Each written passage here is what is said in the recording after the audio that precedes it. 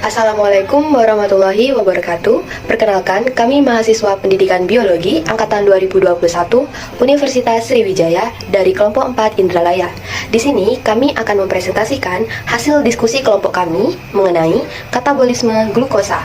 Adapun anggota kelompok dari kelompok 4 Indralaya yaitu saya sendiri, Lutfi Medamayanti dengan NIM 0609 11 82 12 6008. Selanjutnya, Saya Irma Zaini Safitri, NIM 0609 12 82 12 6038. Saya Nabila Afifah Putri dengan NIM 0609 12 82 12 6017. Saya Muhammad Atila dengan NIM 0609 12 82 12 6026. Tujuan pembelajaran: mahasiswa menguasai fondasi saintifik pada materi katabolisme.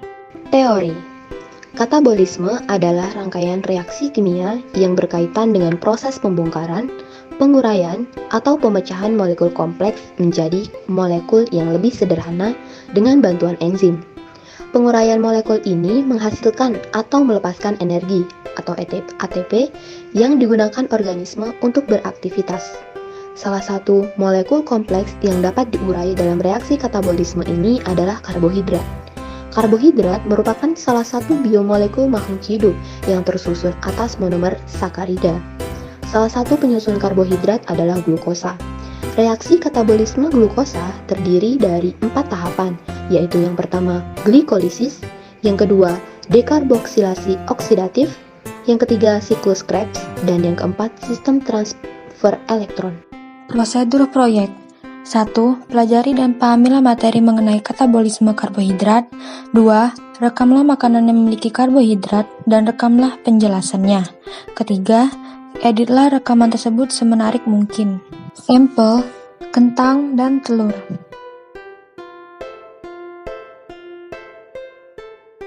Sumber bahan makanan yang mengandung karbohidrat selanjutnya yaitu kentang.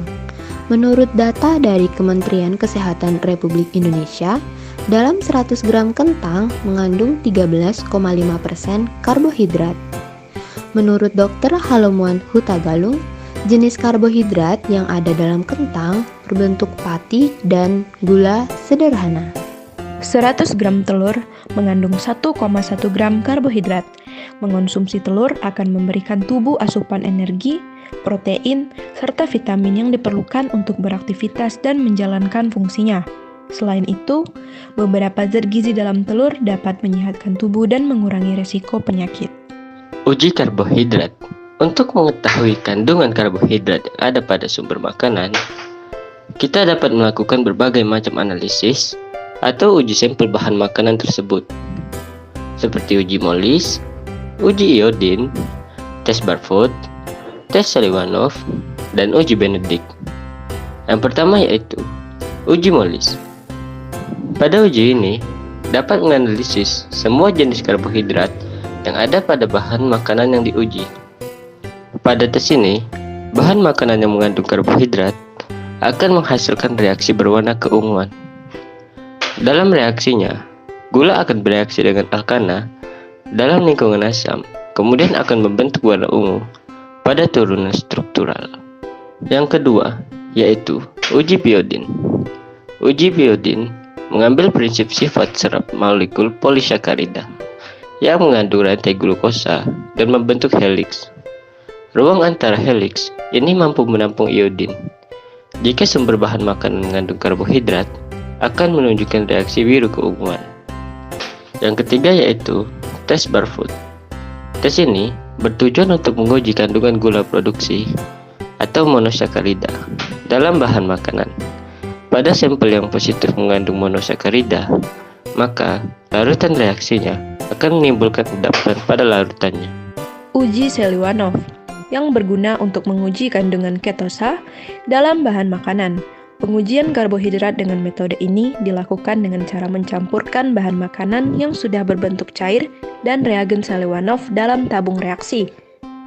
Selanjutnya, tabung reaksi tersebut akan dididihkan selama 30 detik. Jika muncul warna merah, maka makanan tersebut mengandung karbohidrat. Uji Benedict yang bertujuan untuk mengetahui kandungan gula produksi. Pada bahan uji yang mengandung gula pereduksi ini ditandai dengan terbentuknya larutan berwarna hijau, merah, oranye atau merah bata, serta adanya endapan. Reagen yang biasa digunakan pada uji Benedict ini diantaranya adalah tembaga sulfat, natrium karbonat, dan natrium sitrat. Pada reaksinya, gula pereduksi akan mengalami oksidasi dalam larutan basah. Gula pereduksi akan mengalami automerisasi dan membentuk enediol yang mereduksi ion tembaga menjadi tembaga. Saat dipanaskan, ion tembaga akan menjadi tembaga oksida dan membentuk endapan pada larutan. Adapun reaksi katabolisme glukosa yang pertama adalah glikolisis. Adalah serangkaian reaksi memecah satu molekul glukosa atau senyawa 6 atom C menjadi 2 molekul asam pirufat atau senyawa 3 atom C. Terjadi dalam sitoplasma, berlangsung secara aerob atau tanpa O2. Glikolisis ini bukan merupakan reaksi atau tahap, tetapi adalah serangkaian reaksi yang erat dan berkaitan yang mengarah ke pembentukan pirufat. Glikolisis glukosa melibatkan reaksi enzimatik. Hasil glikolisis menghasilkan energi dalam bentuk ATP. Yang kedua, dekarboksilasi oksidatif pirufat. Sebelum menuju daur Krebs, pirufat hasil dari glikolisis akan mengalami dekarboksilasi oksidatif pirufat, yaitu terjadinya kooksidasi dan hilangnya CO2 dari pirufat, kemudian penggabungan dari unit asetat 2C dengan koenzim A, membentuk asetil-CoA. Reaksi ini terjadi dalam mitokondria dan bersifat aerob. Reaksi dekarboksilasi pirufat ini juga melibatkan bentuk terfosforilasi tiamin sebagai gugus prostetik. Di samping kehilangan CO2, asam pirufat juga kehilangan 2 atom hidrogen selama pembentukan asetil-CoA. Enzim yang mengkatalisnya adalah asam pirufat dehidrogenase. Atom hidrogen dan asam pirufat diterima oleh NAD+ sehingga melalui reaksi dekarboksilasi pirufat akan dihasilkan NADH2. Tahapan yang ketiga yaitu siklus Krebs atau siklus asam sitrat. Tahap ini terjadi di matriks mitokondria. Asetil-CoA akan bereaksi dengan senyawa oksaloasetat membentuk asam sitrat atau asam trikarboksilat. Tahapannya yaitu asetil-CoA menambahkan atom C pada oksaloasetat sehingga dihasilkan asam sitrat. Selanjutnya, sitrat akan menjadi isositrat dengan melepas H2O dan menerima H2O kembali. Isositrat tersebut melepaskan CO2 sehingga terbentuk alfa-ketoglutarat.